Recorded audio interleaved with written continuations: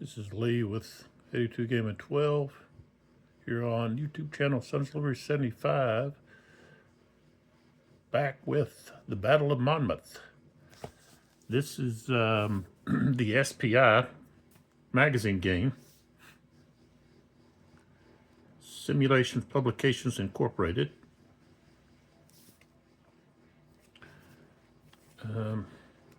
You can still acquire this online or at different locations, Noble Knot Games, eBay, so forth. And it's really a very interesting system that I wish they had made more revolutionary battles, produced more battles.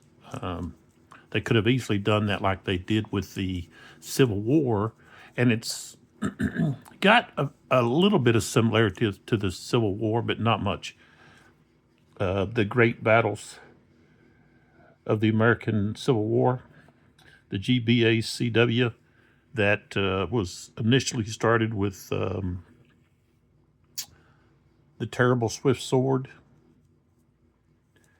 and they produced quite a few battles using that system. And the system is the base for the GMT, Great Battles of American Civil War.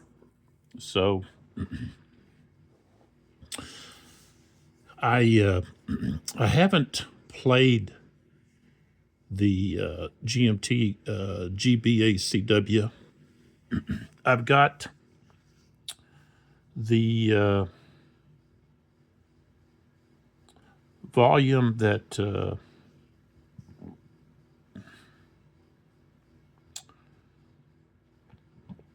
trying to think what the name of the volume is.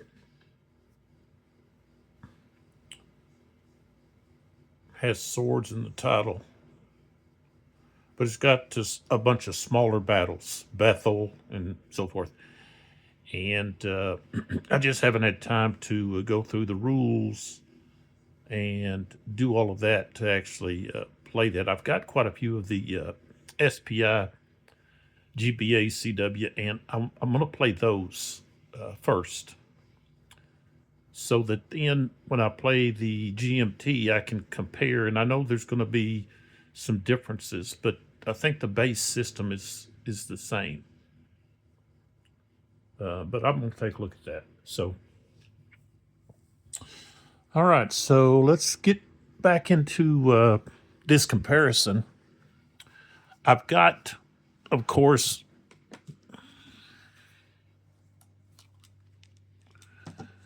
the GMT and the SPI games set up side by side here.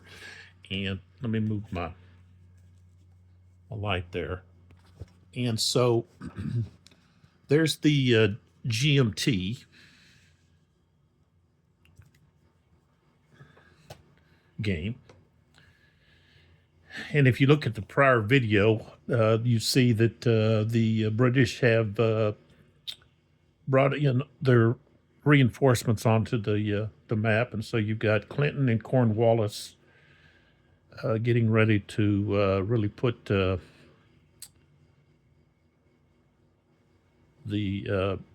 red coat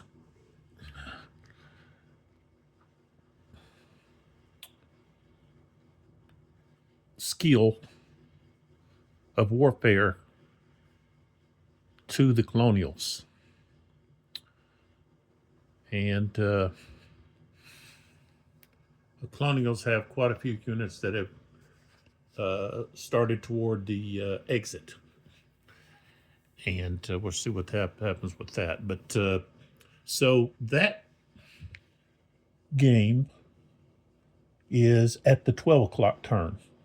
And here on the SPI, we are just starting the 11 o'clock.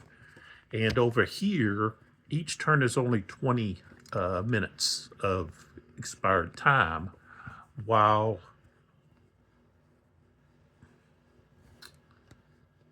with the GMT, each turn is an hour. So, all right. So if we look here, let me bring my light back on. Lafayette has quite a few of his forces that have been either routed. He's got 3 routed units and then 2 disordered units. And Maxwell is bringing in his forces to try to solidify the line here. And he may just have to set up his line across here at an angle and not try to worry about turning and lining up the flank here with the rest of the colonials. Because you don't want to have these units pass through your units that are not disordered, that are in parade order. So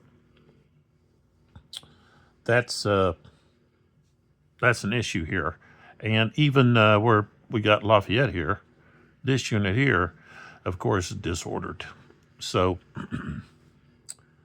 and the thing is, they're not going to be able to rally or attempt to rally. Well, really, in this system, when you go to the rally phase, it all has to do with either being stacked with a leader or being within the command range of your leader to get rallied. So there's not really a die roll for rallying. I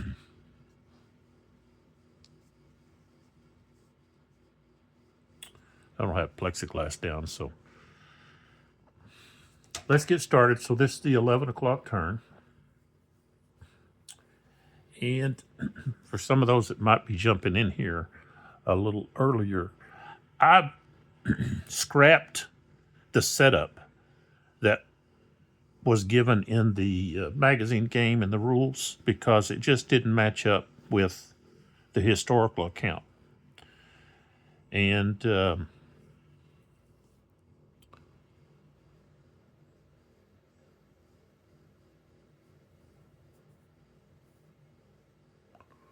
I think they had the Lee's advance beginning at like 11:40, and that's not the correct time. So I had to do some adjustment there. Okay, so the first thing we have is we got the command phase, and this is in the advanced scenarios only, which we're playing. So we examine units, determine which are in command and which are out of command, or isolated, and then places out of command or isolated markers on those units. Player then expends activation points from his army leaders to activate brigade leaders and combat units. So Wayne doesn't have to be activated. He's was very adept at acting independently, and probably one of the better or the best commander they had at this battle. So this unit's got a little turned. So here's Lee, and we have to roll for Lee. Each turn you have to roll to find out how many activation points he's going to have. And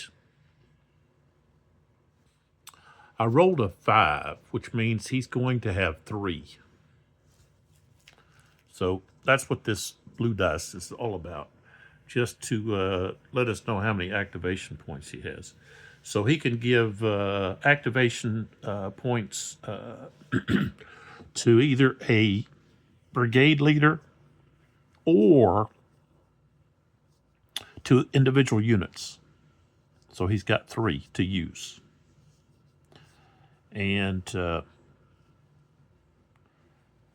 he has a range of 5.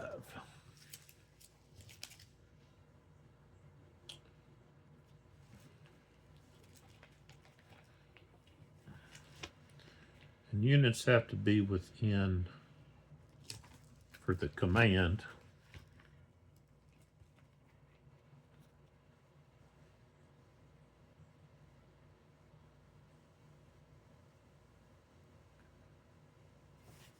so for Wayne, let me pull back in here.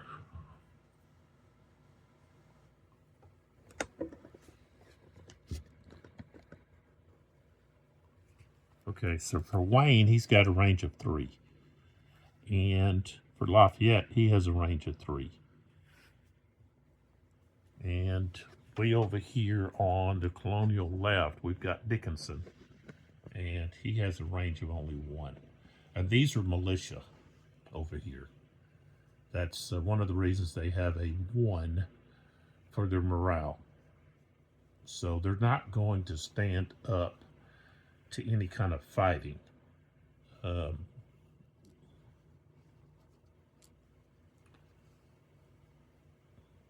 Really, they're really just good for maybe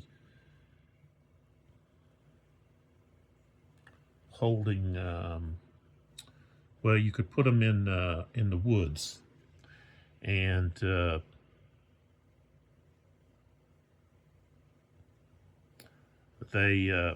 they won't be disordered.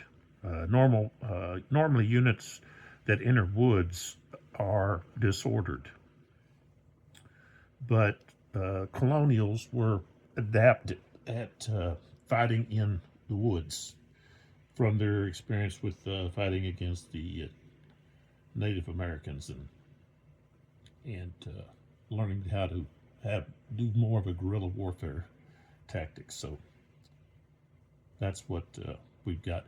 Plus, the British were being harassed as they were moving towards Sandy Hook to be evacuated. They were being harassed by militia, small groups of militia that were firing at them along their path and then dispersing into the terrain to escape, and then they'd find another area to attack, and they'd attack. So much like what happened to the British when they had went to Concord, and they were harassed all the way back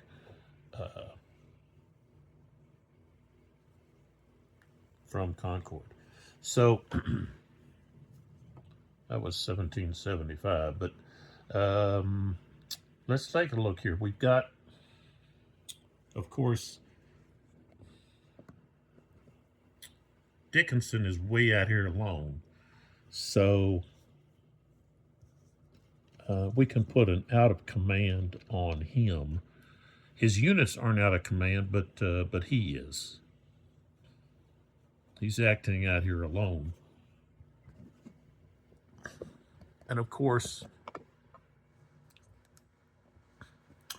Wayne, we don't have to worry about him, activating him. Plus, Wayne can activate not only his own units, but he can also activate or command Lafayette's, because those units were actually Wayne's to begin with.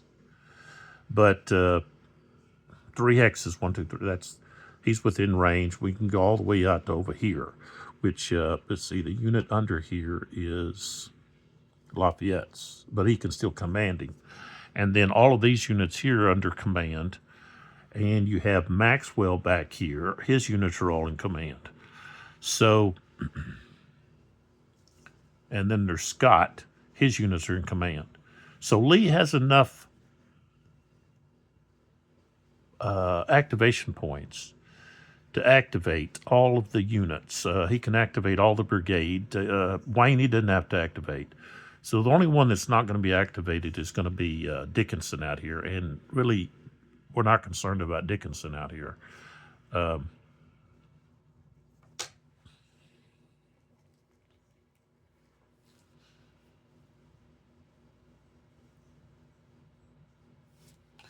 Any unit that's stacked with a leader is automatically in command.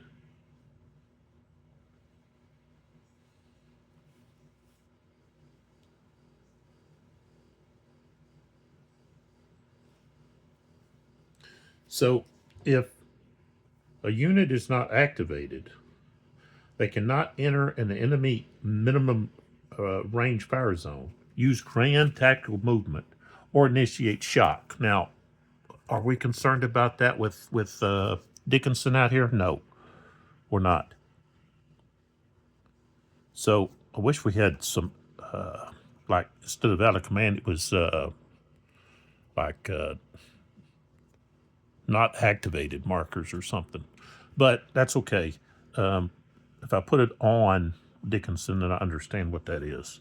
He's not activated. His units are in command, but so they can move normally, but they just can't enter enemy minimum fire zone, and they cannot use grand tactical movement, and they cannot initiate shock. So that's what we've got. So now that we've done the command, now we move to the rally phase for the non-phasing player, and that's going to be the British. And the British have three stacks here that are disordered. So when you go to rally, a leader may rally a friendly unit with which it is stacked. All right, so we don't have that. None of these units have a leader stacked with them. Okay. A brigade leader may rally the units of his brigade that are within his command radius. Okay, so the thing is, these units are independent. All except for this one, Loose. Now, he is outside of his command, which is here. Los has a 3. 1, 2, 3. So he's one out of range. Okay. Now,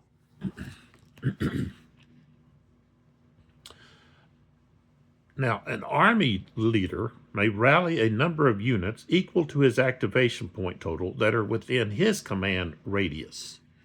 So, army. So we've got Clinton. He's the army commander. And he has a range of 5. And he has 6 activation points. So he can easily reach this unit, and this unit. So he can rally all 3 of these units. So that's how rally's done. You're not rolling a die. You're just getting rallied. Now, if you're routed, that's different. A routed unit has to have a leader stacked with them. So, dealing with morale, this unit right there has a morale of 6. That's the middle number here. They've taken a loss. So with each loss, your morale goes down. It can't go lower than 0, but so that unit now has a 5 instead of a 6. If I were to do a morale check and I rolled a 6, this unit still would fail because a 6 is automatic failure. All right, so we're done with the rally phase. It's always done in the non-phasing player is the one rallying. Okay, next we have the march phase. So this is where units would march, move, so forth. So, okay, now routed units can't move. They move during the rally phase. If they're not rallied, they would move 4 hexes toward their exit, retreat, which is back to the what's that? To the east? No, to the west. Yeah, to the west. So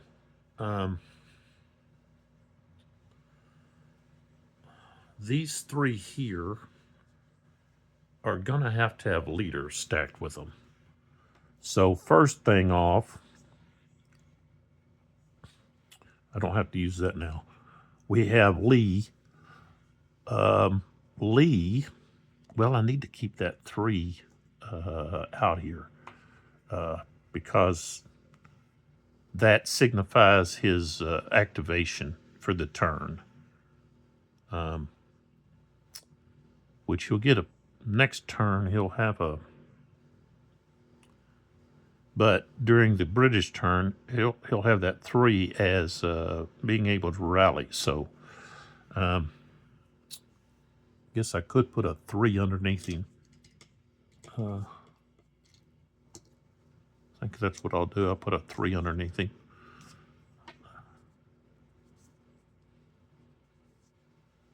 Okay, so he's going to move to, let's see, this unit is only, what is it? Oh, he's got the crew with him too, with that battery. So, yeah, he wants to go there. And then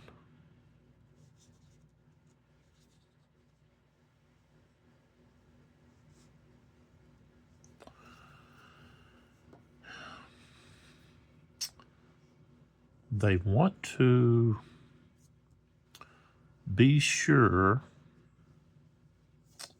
and regain that battery.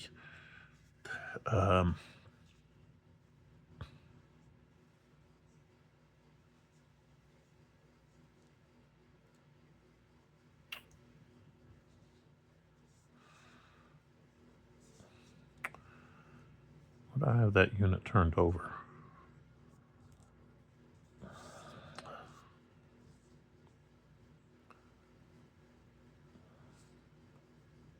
He's not in column. Same thing with this unit.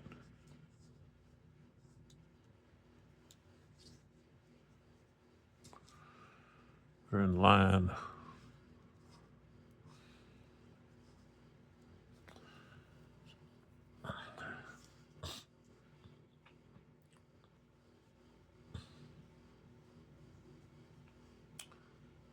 All right, so this unit here is going to move on top of those guns. And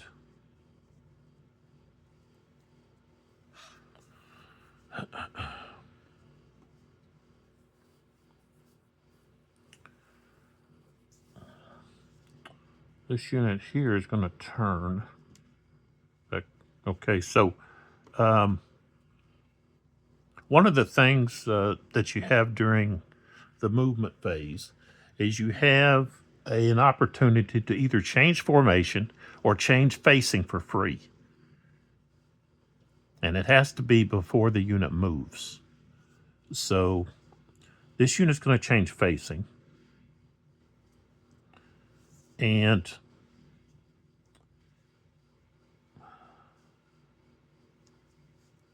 you have this 3-pounder here. It has a minimum fire zone that extends out 2 hexes. So it's right here. It would extend out to these hexes here, and even into this hex. So if anybody leaves this hex here, this unit can fire on them. Same thing. So, but the thing is, the infantry unit's on top, and it shouldn't be, but it is. So that means that the infantry is in front of the artillery, so the artillery wouldn't be able to fire. So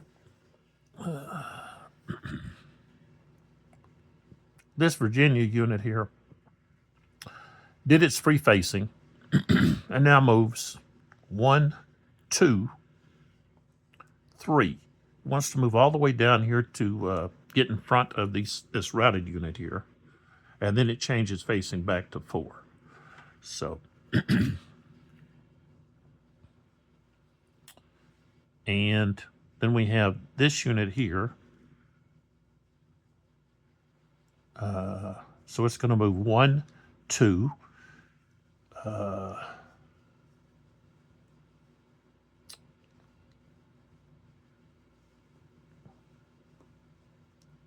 it's stacked underneath that one. Oops.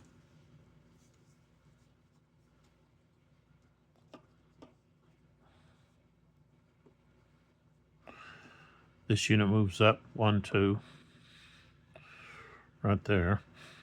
This infantry unit is going to move up here underneath this artillery unit.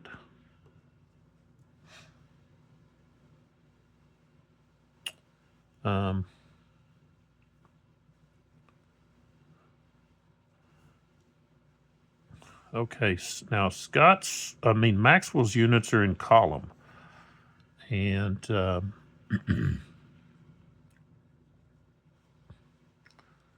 this disordered unit is going to move up into here. Okay. These units are going to stay as they are, except they're going to turn. Well, no, they're going to stay like they are. They don't want to turn.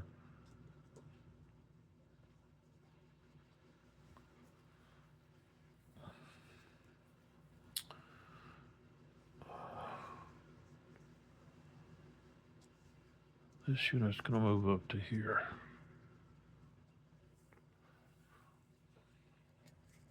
All right, now with Maxwell's force,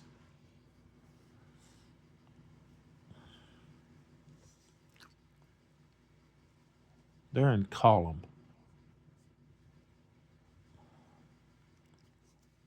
So you have to change at the beginning.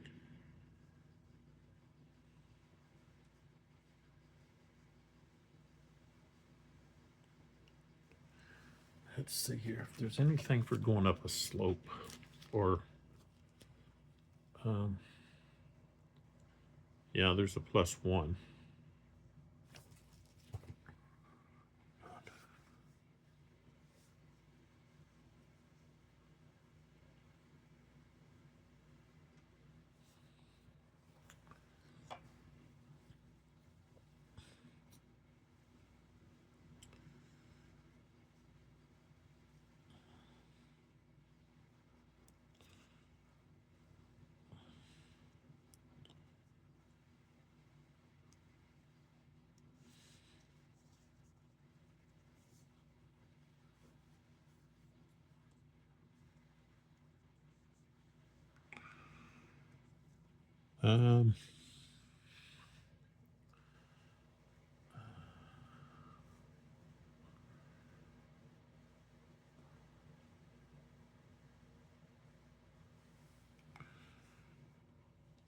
Yeah, I need to move over here because it looks like the British are trying to outflank us. They've got these dragoons here. And so, okay, yeah, they're just going to move. That artillery unit, that's a horse artillery unit, it's got a movement of 8. So they're going to move 6. 1, 2, 3, 4, 5.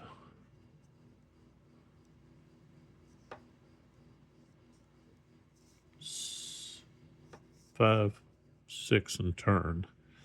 So Maxwell's going to move with them. So 1, 2, 3, 4, 5, 6 moves to there. 1, 2, 3, 4, 5, 6, and then this artillery unit. 1, 2, 3, 4.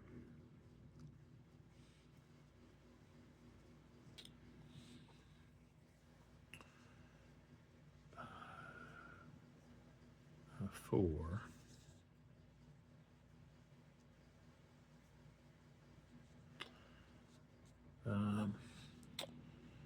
Let's see, to go up that slope, I think is cost 2.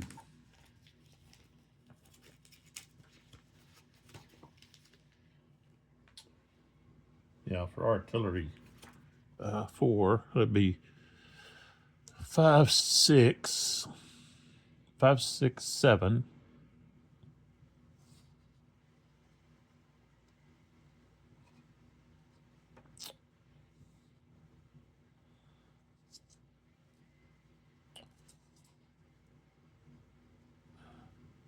And then 8.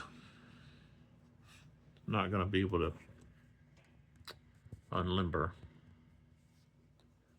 Here, we're going to have Dickinson. That they're going to move up. Except when they move up, they're going to move up into those woods.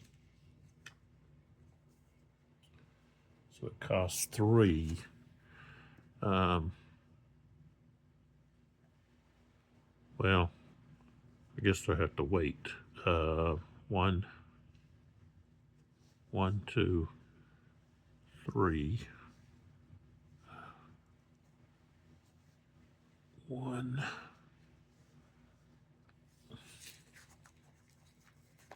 Let's see, to go down.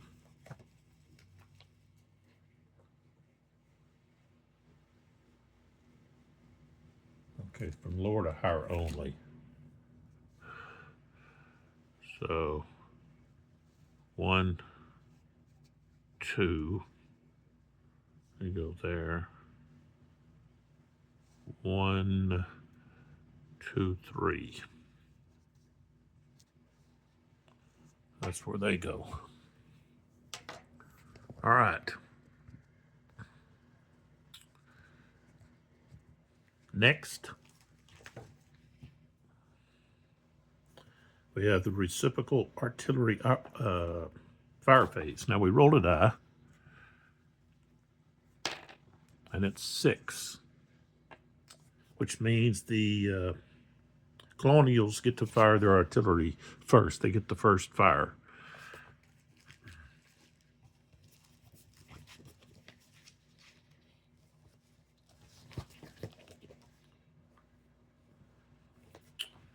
So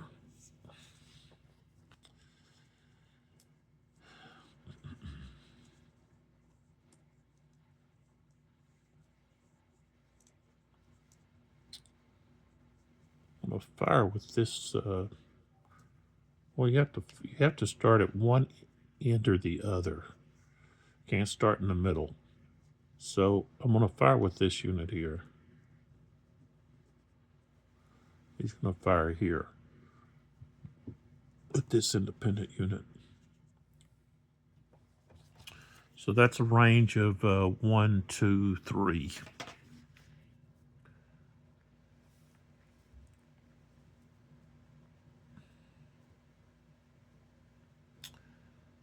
And let's see the range. 1, 2, 3 is medium. So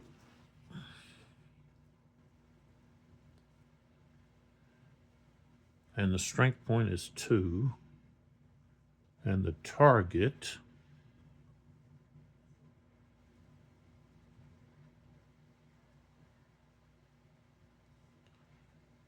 is going to be target 2. So we've got artillery. We're firing right there. Okay, so here we go. I got a 6. Okay, a 6 is going to be a disorder.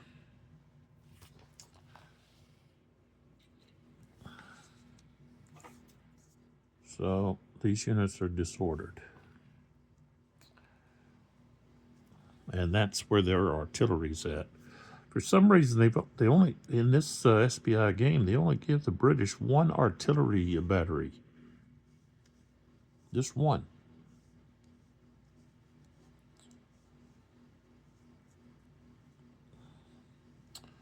So they're not going to be able to fire. Plus, the unit itself was also underneath. So there that is.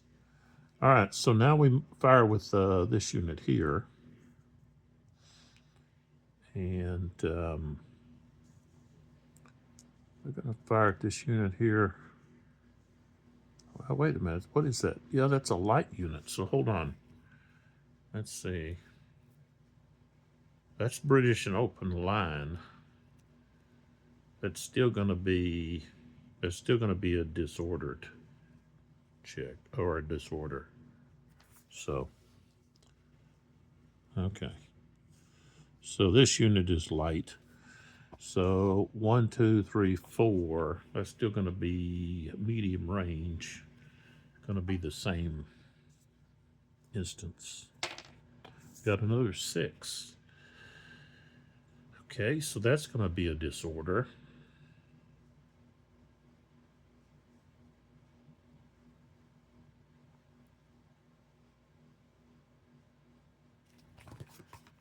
I need to check for leader casualties here.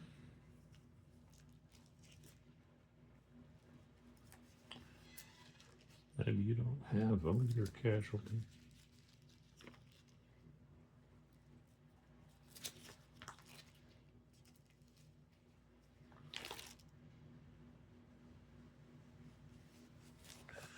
Oh, you do.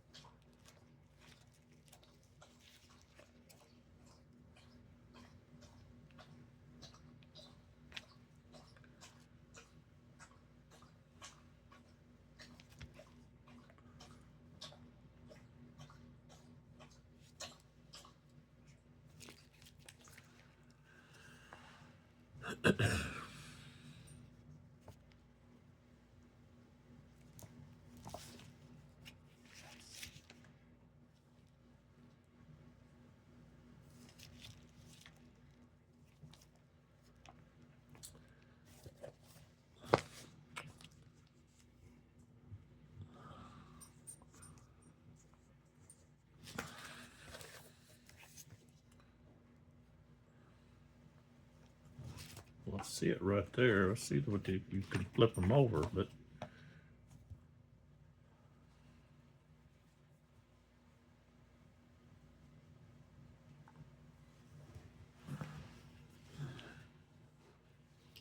okay, me and Jen and her friend are going. okay. And Sean and Yeah. Heath, I don't know what they're going to do, but I do know that those boys are playing today down at Sean's work. Okay.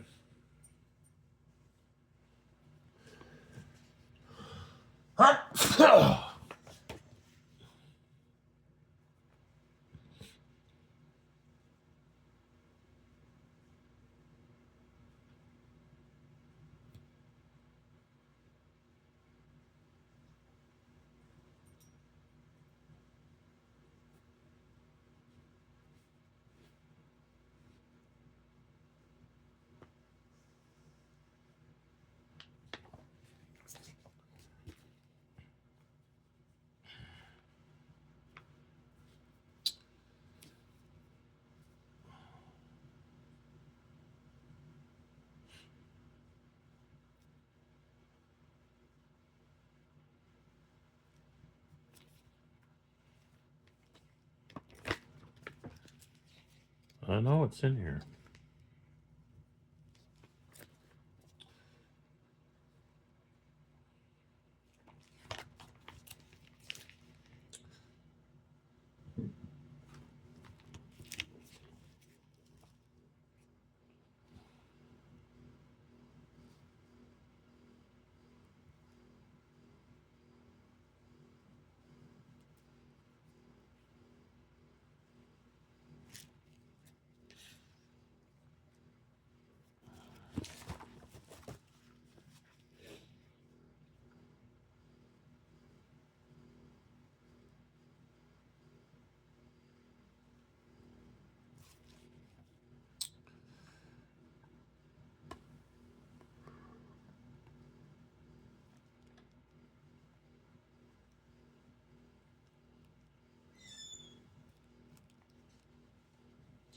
what is our Wi-Fi? What do you mean? You know, to get onto it. Oh, I don't know. Used to be sunflower something.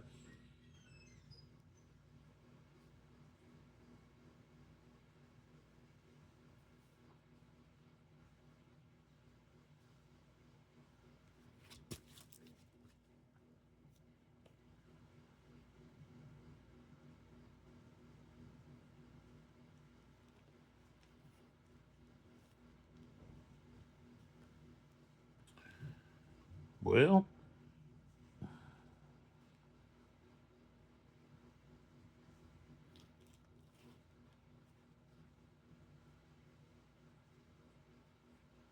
I know what's in here.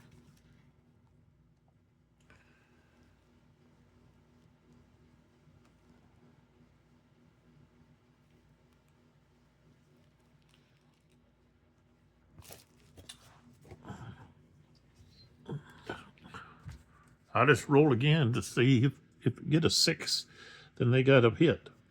We got a 4. Okay. We're going to go on with that. All right. So, of course, that unit there is disordered. Where Clinton's at. Okay. And then we have this unit here's going to fire.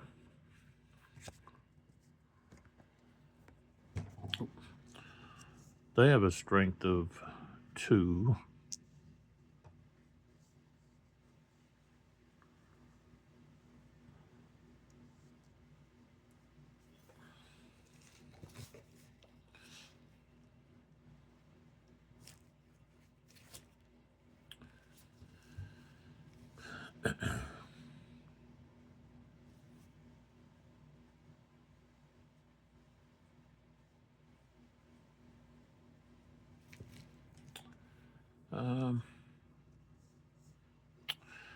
They were stacked.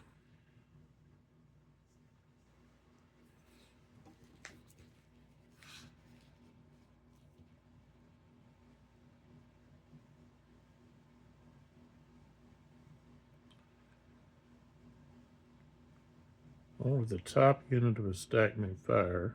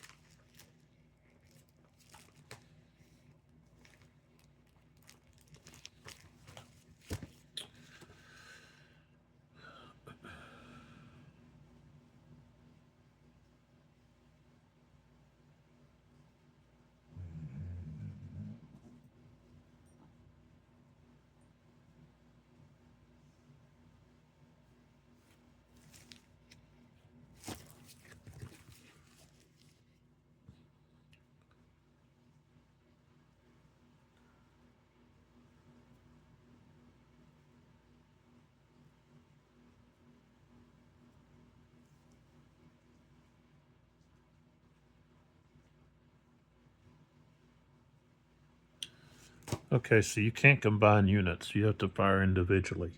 So this unit here is going to fire here. That range is 1, 2, 3, 4, 5. That is going to be 1, 2, 3, 4, 5. That's going to be maximum range. So they will be firing on, okay, the first column. Target is, okay, they're just regular line. Okay. Rolled a 3. Okay, that's going to be a morale check. All right, so they have a morale of 6 minus 1. Actually, that I should put, I think you're supposed to do it like this. So that means it has 5 strength points. That's how you're actually supposed to, I think you're supposed to do that. I don't do it that way. I like to just put how many they've lost and not subtract that. So he has that unit has a morale of 5 now instead of the 6. So, and I rolled a 2, so he passed. Okay. Then we move to the next unit here. Strength of 2. And they're going to fire at this unit here.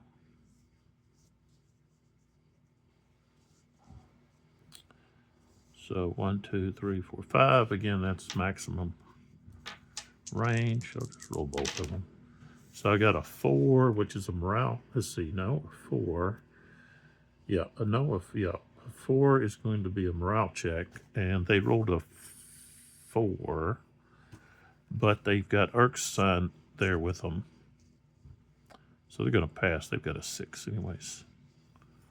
Okay. So that's all of the artillery fire. So now we go to the infantry fire. I rolled a 4. That means the colonials get the first fire. And let's see.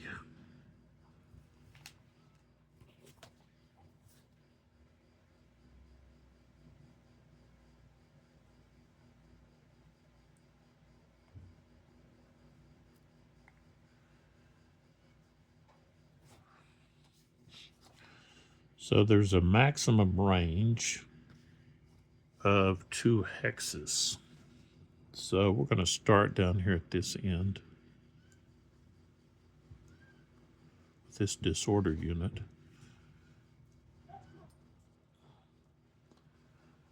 And they're going to fire right here at these dragoons.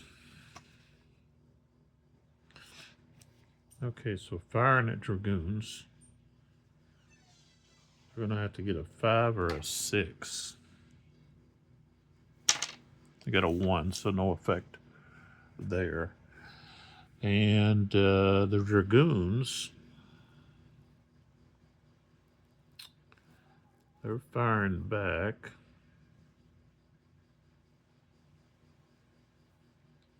And they're firing at the unit in line. I have a strength of 6. So it doesn't matter. They're going to be on that first column. And I got a 5, so that's going to be a morale check. Morale check for this unit, which is already disordered.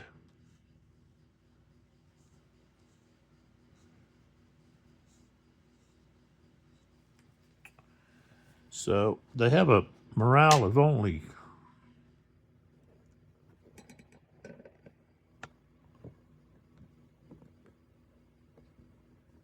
only 2. Talking about this one right here, this unit right here.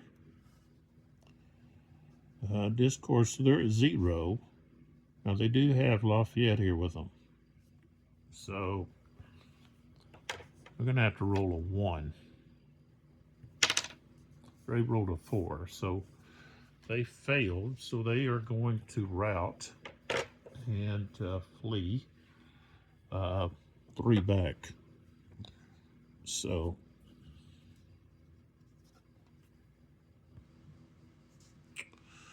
here they are. I've got to turn, flip them over to their column side. 1, 2, 3. Oops. Route. We got to roll to see if Lafayette's a casualty. Nope. So Lafayette goes back with them. Just like so.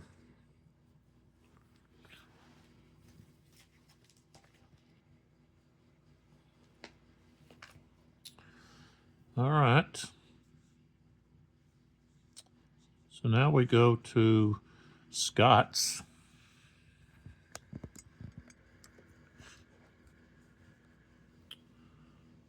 Strength of 4, but they're at maximum range. So there they are right there. And the target that they're firing at is right here, which is 11. No, 7. That's 12 units.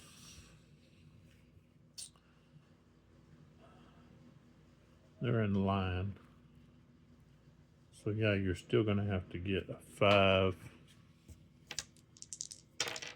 Got a 1, so no. Okay, and of course they're going to fire back. So they're going to be on the second column.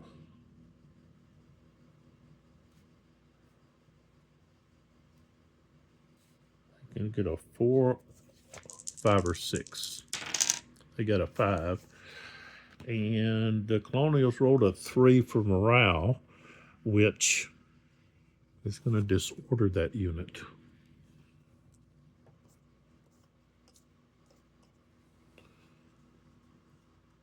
Okay, so they're disordered.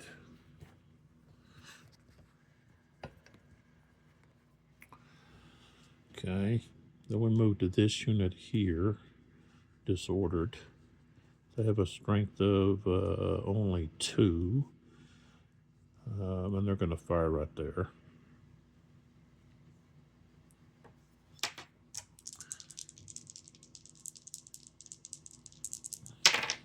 Ooh, got a 6. Okay, 6 is a morale check, and they rolled a 6, which is a fail. So even if I try to apply low here, it's still going to be a fail. It's automatic fail. So these units, all of these units are going to be routed. I mean, not routed, but disordered. I have to roll for los. No, I should have rolled it a while ago for him also, and I didn't.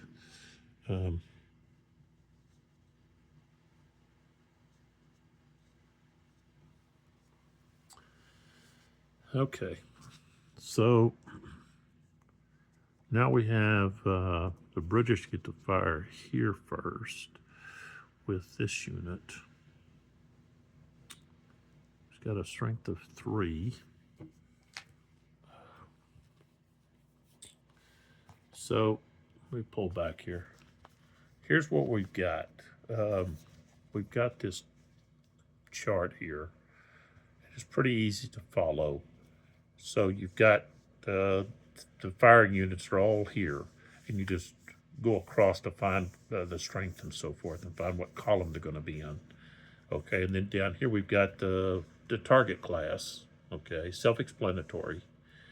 And then across here we've got A is artillery, B is for the British, and C is for the Colonials.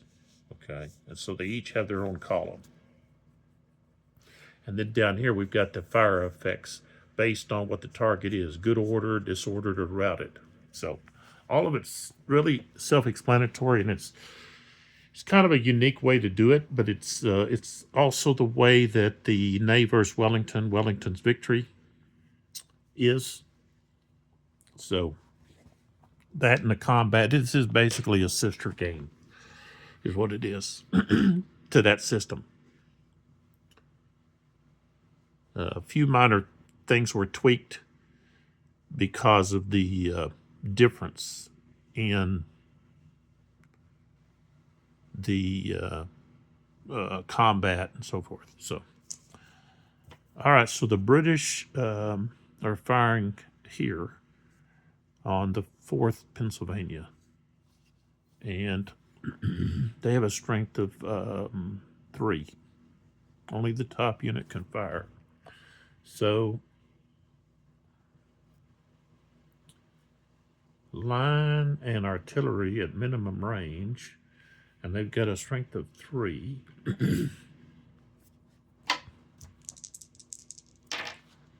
Oh, they rolled a 1. So no effect. Now,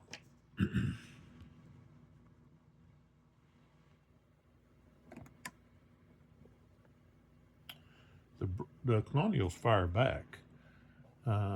They've got a strength of 4.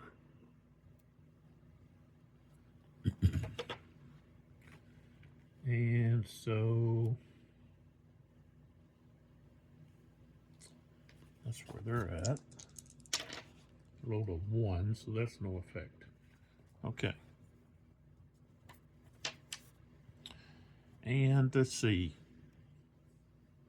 This unit doesn't have anybody to fire at. This unit here that's disordered, though, can fire at this unit. They're disordered. Strength of 4. They're going to be on that first column. They rolled a 1, so no effect. Okay, and that's all of the combat we're going to have. Fire combat. Then we would go to the close combat, but of course the Colonials don't want to do any close combat. They don't want to. They want to hold on to this artillery unit battery and try to get the crew to come back to where they're at. So that's going to be it for this for the Colonials.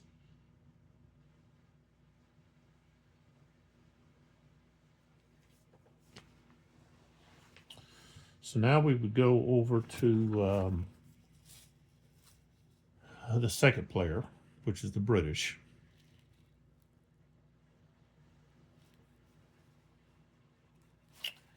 And so they're going to do their command.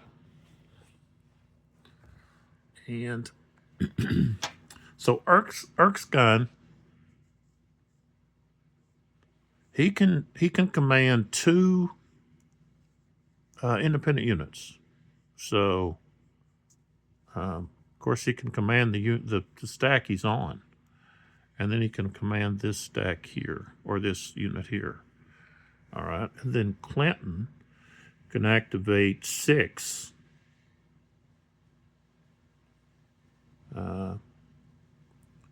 stacks, basically. Cornwallis can activate 5. So basically, Cornwallis has these guys, and then Clinton has these guys. So they're all in command. And I need to get Erskine. I need to get him over here. Let him command these dragoons and have them try to swing around. He can command those 2 independent units.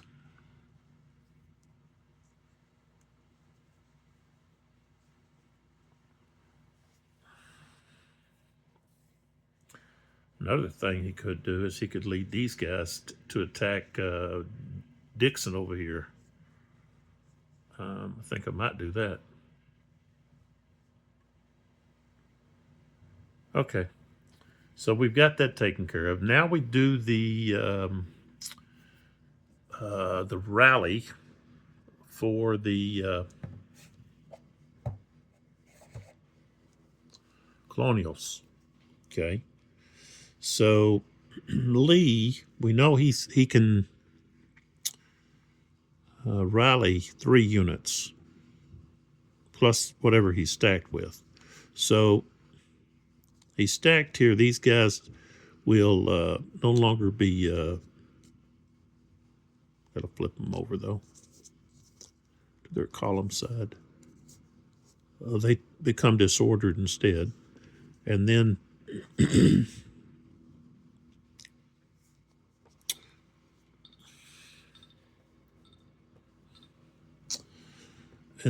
he can rally this unit here. No. You got to be. Let's see. You have to be stacked, I believe. I don't know if you can be just adjacent. Let me check that.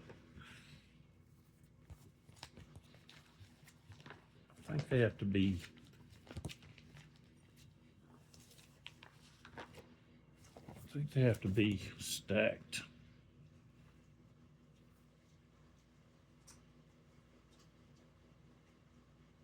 Well, no. Number of units equal to his activation, or stacks.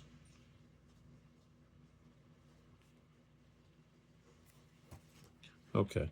So yeah, he could rally these units to disorder. I could turn them back around. At the present time, they're in column. They rallied into column.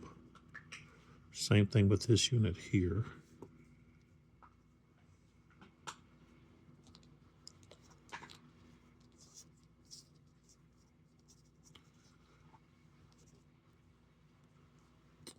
So now they're just disordered. And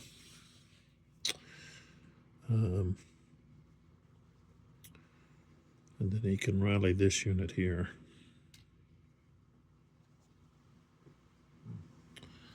Let's see. Well, maybe not, because they are in the, let's see, no, they're in the maximum fire zone, not the minimum. Okay.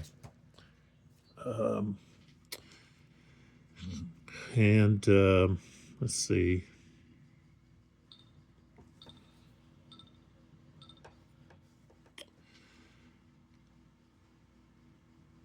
We've got Lafayette. Let's see, what is this back here? Okay, so he can rally that unit.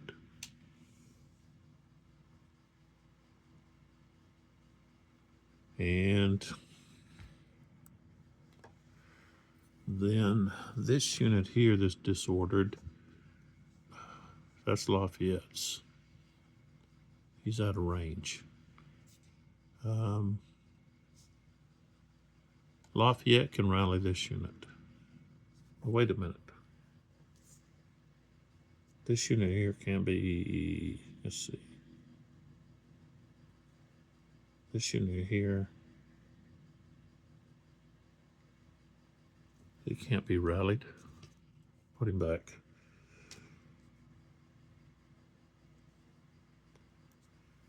No, he can't be rallied. This isn't Lafayette, the leader's back over here. Okay, so Lafayette back here, he's going to rally this unit.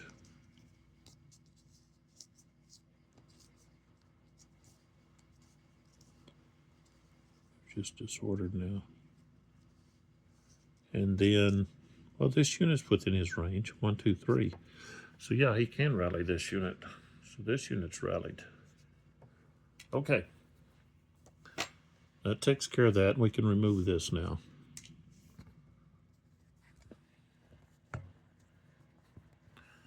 So now we have the march phase.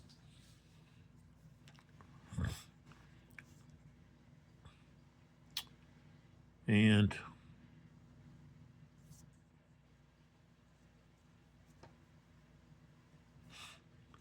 so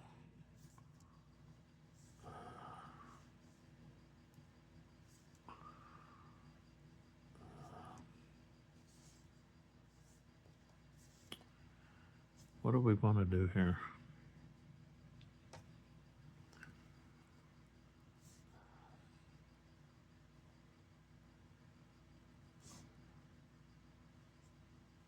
Could take arcs on here and then come around. But then that would leave an exposed flank here.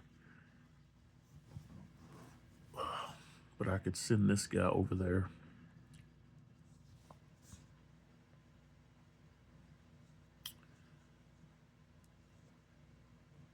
I think I just let these guys hold.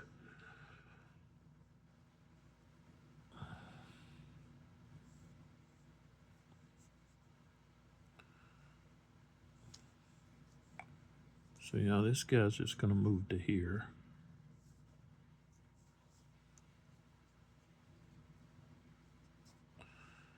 Like that. These guys are going to stay where they're at. Erksan's going to move over this way.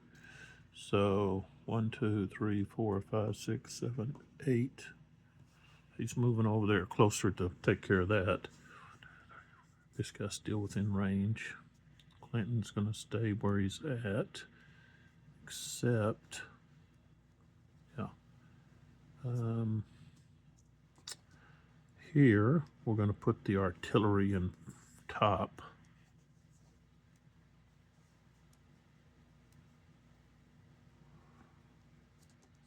And, well, wait a minute. They're disordered. I don't think they can. Let's see. If they're disordered, I don't know that they can change formation.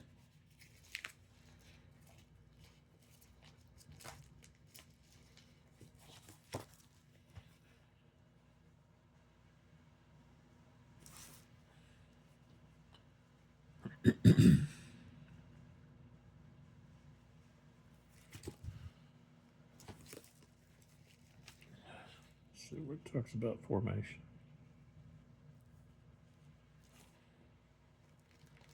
Yeah, here it is.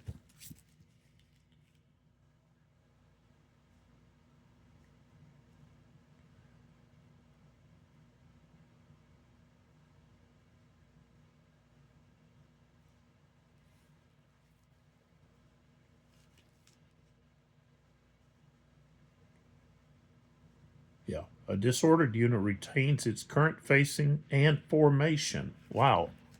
Okay, so they can't even change facing. Wow. Okay. So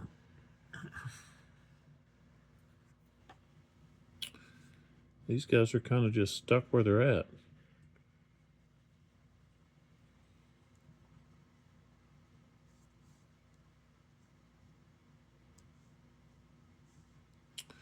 So those guys, I mean, they could move forward.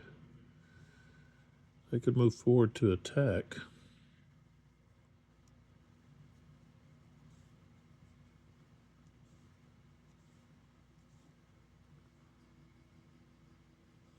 Could move the top unit.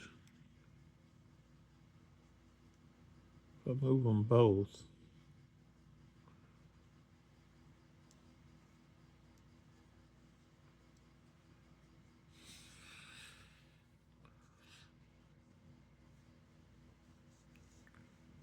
yeah, we're going to move right there. And then these dragoon units are going to move to here.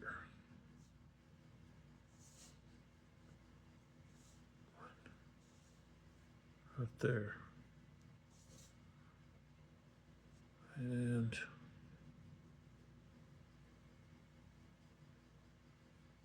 these are going to attack here. 1, 2,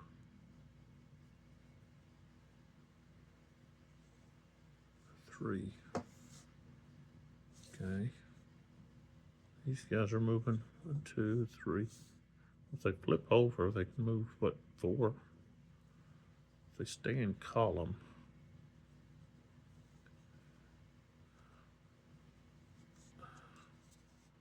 they're going to change the line.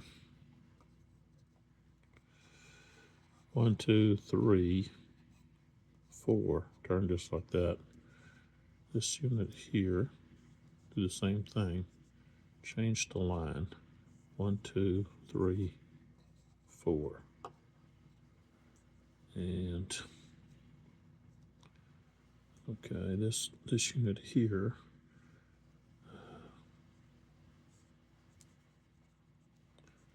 will move up. 1, 2, 3, 4, right there. All right. Next, we have the artillery phase, which the only artillery is the colonials. The colonials have their artillery. So, all right. So this unit here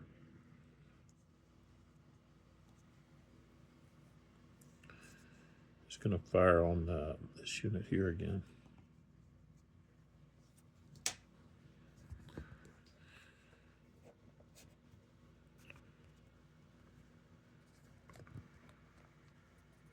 Strength of 2.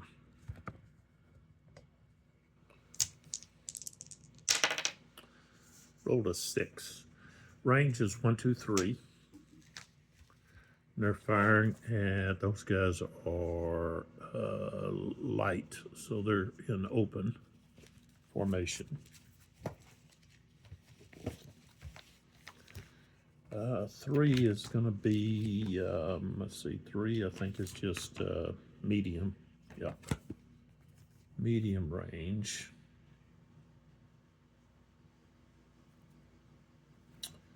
Strength of 2. Artillery. And I rolled a 6, which is going to be a disorder. They're already disordered. So they have to lose a strength point and make a morale check. So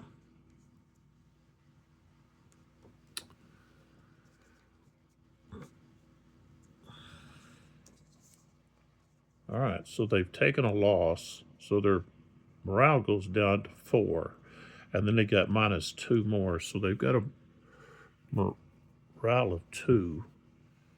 I rolled a 3, so they're gonna rout. So they rout, and so does this unlimbered artillery.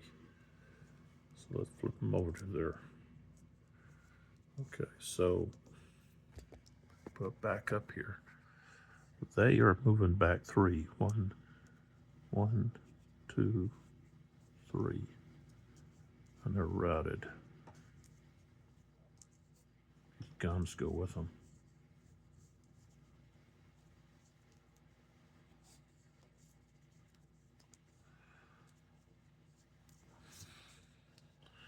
I like how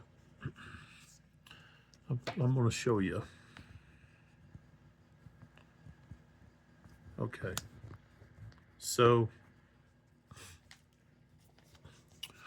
what you have here is with the fire combat, okay, and even with the close combat, if the target is in a specific type of morale status, then there's differences to how the results are. Okay, if you're disordered, if you get another disorder, then you're going to lose some strength points. Okay, same thing if you get a rout result. Okay, same thing down here. If you're routed, you're going to lose strength points. And so I think that is reality. You got units that are disordered and they're hit again. They're gonna flee. They're looking for a place to hide or run to. So it doesn't necessarily mean you have killed. Could be wounded, or it could be just people that have decided they don't want any more, and they've thrown down their weapons and ran off. So That's kind of what happened right there. The artillery just tore into them, and they decided that that was enough. Okay, so now we go to the next artillery. It just doesn't seem like, you know, that like they have enough artillery, the British. I'm gonna have to look into that. Because there's a lot more counters in here. And I know on the GMT game, they've got quite a bit of artillery, the British.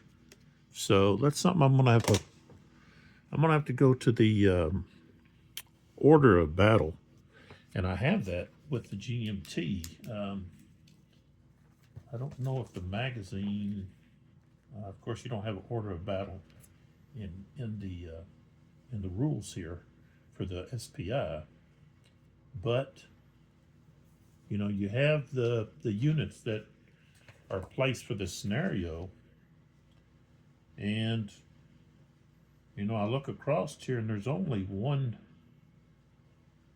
battery A, that's given. And I don't know, that doesn't seem right.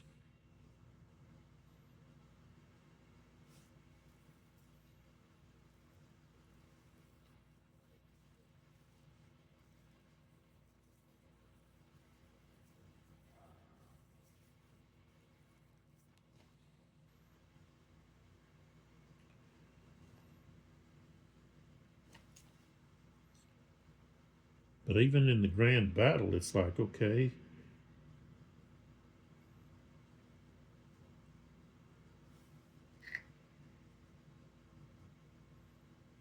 the batteries don't come in until later on, turn 8 and turn 9.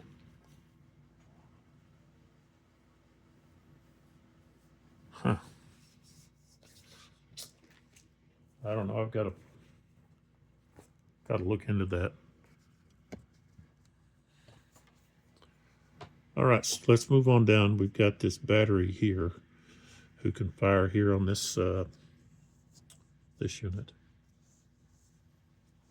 So they can only fire out of the two front hexes, these two hexes. So they could fire here, they could fire here. This unit's already disordered. It's not a very big unit. Maybe we want to fire over here. It's 1, 2, 3, 4, 5. That's going to be maximum range. We fired this unit. But it's also a unit that is in line, and it's not in open order. This unit here, I think, is open order. Yeah, light. They're in open order. Let's fire at this unit. So we've got strength of 2 at maximum range. Okay. And they're in line. So we're going to have to get a 3, 4, 5, or 6.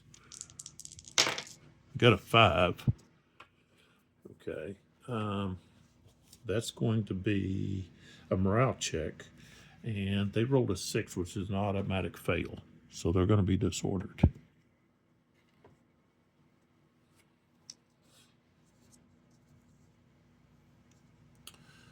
Okay. And we have these two batteries down here. This one's going to fire here. 1, 2, 3, 4, 5. Okay, so that's going to be let's see. No, not medium range. 1, 2, 3, 4 is medium range. So it's 5, so that's maximum range. Okay. So, okay, rolled a 4.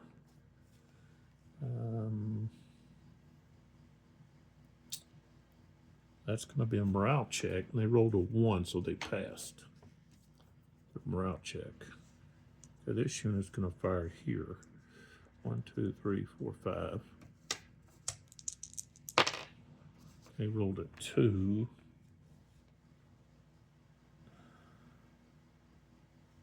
Has no effect. Okay. All right, so next we go to the infantry fire, or they call it, yeah, infantry fire phase, but it also includes the dragoons. Okay, a 4, so it's going to be the colonials get to fire first. Okay, so they want to start all the way over here.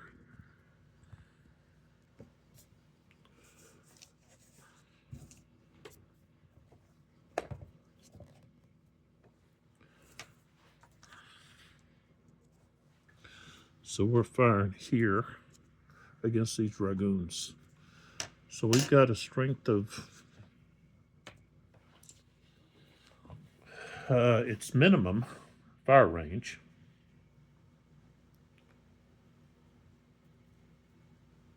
Okay.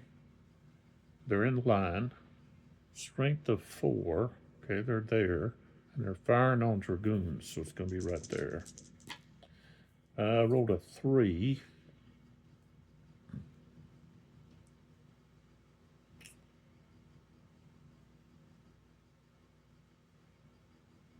Okay, a 3 is going to be morale check. And they rolled a 5. So they're going to be disordered.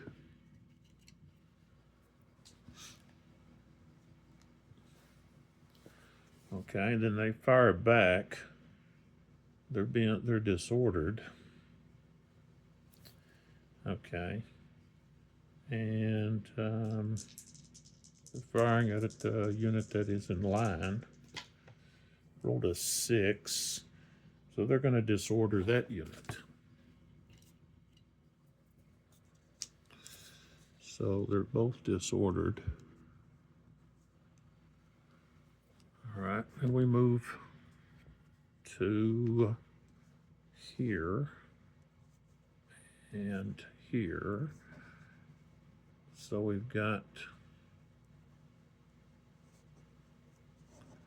okay, so this unit's disordered. They only have a strength of 2. Okay. So a strength of 2. Okay.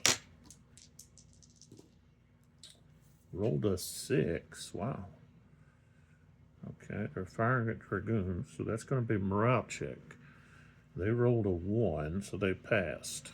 Okay, now the dragoons fire. Strength of 6.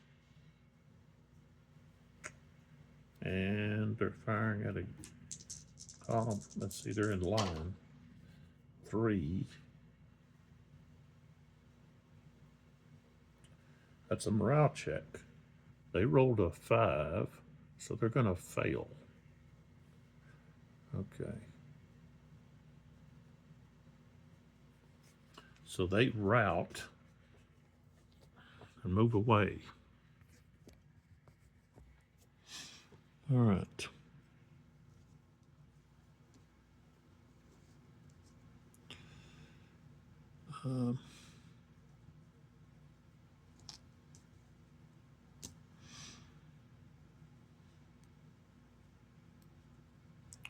One, 2, 3.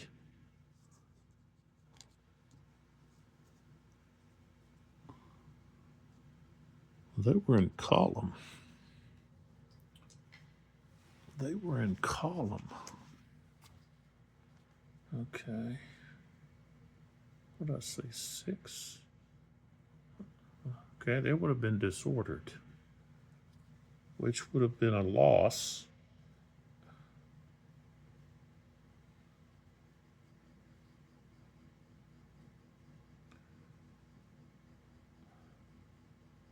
And then make a morale check, which they failed. Okay, so they've got to take another loss.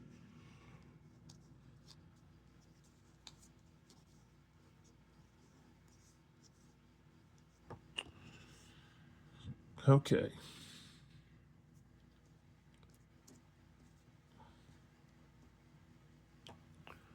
All right, so now we have this firefight.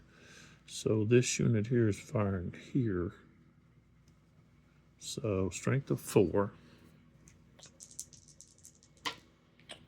got a 3.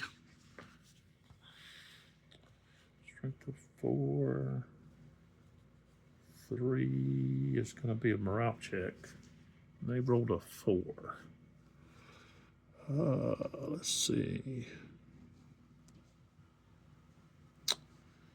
So they've taken a loss. So they're at 4. Minus 2 is at 2. Plus 1. They're at 3 and they rolled a 4. Okay, so they are going to rout.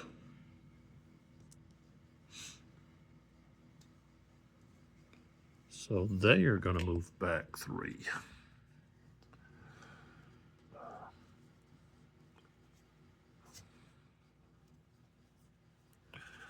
Flip them both over to column. 1, 2. Going right back there where. And I have to roll for loose here. See if they can get him. Nope. Okay. All right. Now, this unit can fire here.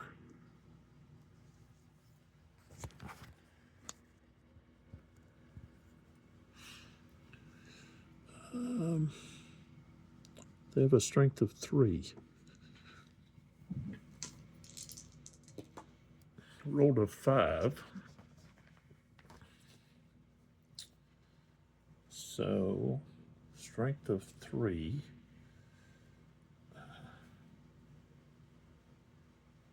And a 5 is a disorder. All right. So, they're disordered.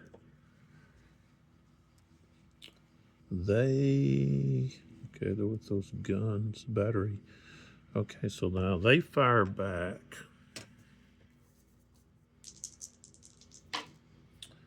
They rolled a 3. Column and line, there's no effect. Okay. And I believe that's it. No one else is close enough to do anything. All right, so now we have close combat. And the only close combat we can have is here. And we want to have that. This unit is disordered. They're sitting on that battery which these guys want to capture. So what we have here is we've got a total of 6. This only got 3. A total of 6.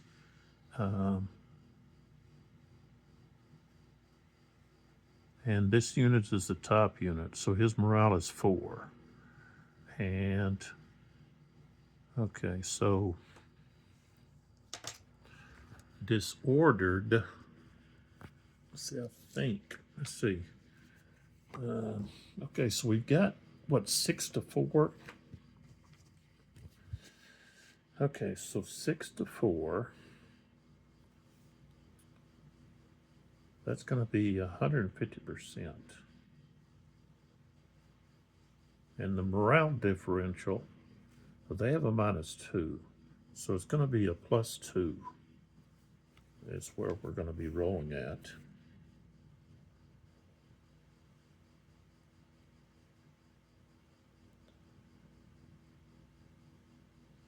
Okay. That's all we've got. So rolled a 5. Okay, that's going to be a DR. Okay, and they're disordered. Okay, so a DR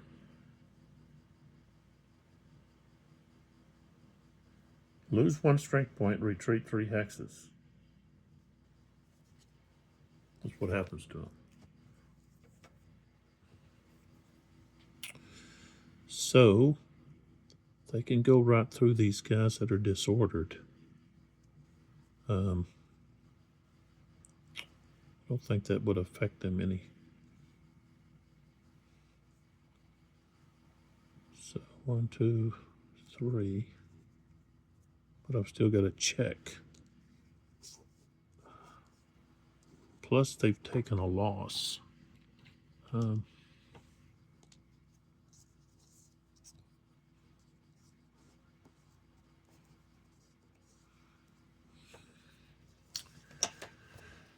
Okay, let me see here.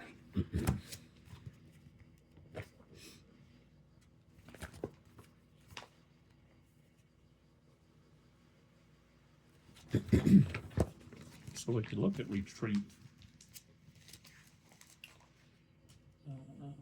retreats. Okay.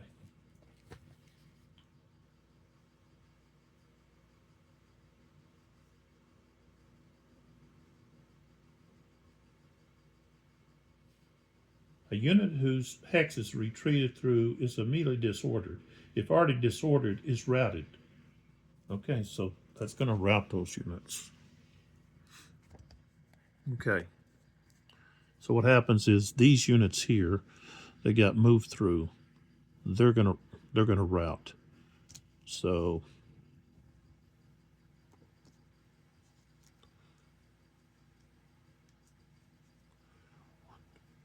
they go to there and they're routed. So we have a collapse here. And then what happens here is these two units are moving in. Now, as they move in, they're going to get fired on by this artillery unit because they're in their minimum fire range. So both of these units are going to move into here and capture this. But, well, actually, it's taken place in that hex there. So it's actually the 2 hex, which is still going to be the minimum fire range for that artillery unit. So, all right, let's see what we got here. Okay, so the strength is what, 2? Okay, strength of 2. They rolled a 1. And they're in line. So it'd be a morale check. No, I rolled a 5, not a 1. So a 5 is going to be a disorder. So they're going to be disordered.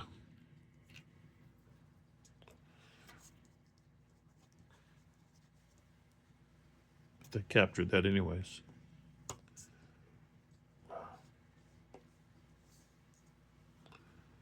So that's captured. So I'll put that with it. Let me know it's captured. Okay, so that's the end of that turn. It's a 20 minute turn. And we'll stay here. In the next video, we'll stay here. And we'll be at 11:20.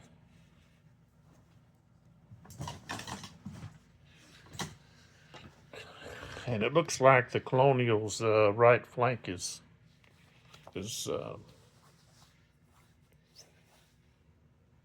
dissipating.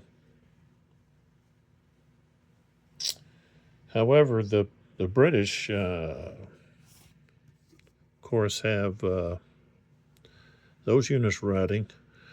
This unit's routing. And if they're not able to rally those units, they're going to get off the map. Or, well, they don't get off the map. They just stop here and start losing strength points.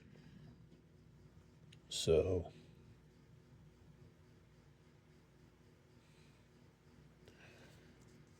Wayne's going to have to do something. Whether he moves up, does something to try to offset this. I don't know. I just don't think the British have enough artillery. The Colonials have an overwhelming superiority on artillery. they've got 1, 2, 3, 4, and then 5, and then 6. They've got 6 batteries compared to 1. That doesn't seem right. But like I said, I can't just go over here to the GMT game and kind of try to, like, I can look to see what the comparison is. There's a size difference. But one thing I can do is I can go into look for the order of battle and find out, okay, what artillery was available for the British at that moment or time of the battle. So I've got to do that because it just doesn't seem like the British have enough artillery. They only have 1 counter. So I'll have to look into that. But I don't know. I really like this system. I really like the Ney versus Wellington. The only thing there is the skirmishers were too powerful, and you had to adjust that. And of course, you don't have the skirmishers in this.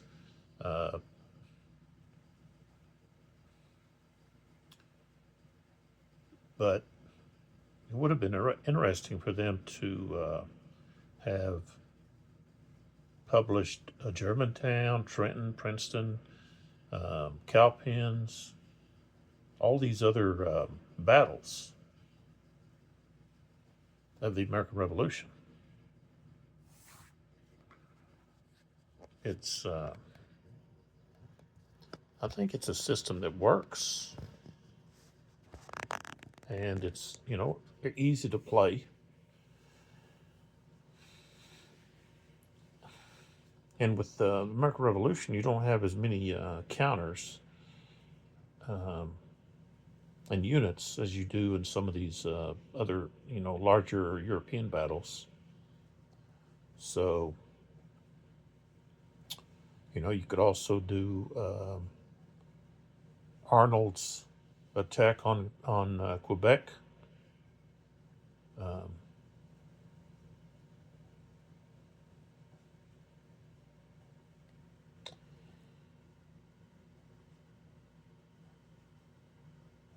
And you could even do the Valcour Island fight with ships. That would be interesting. That's something to think about, I guess.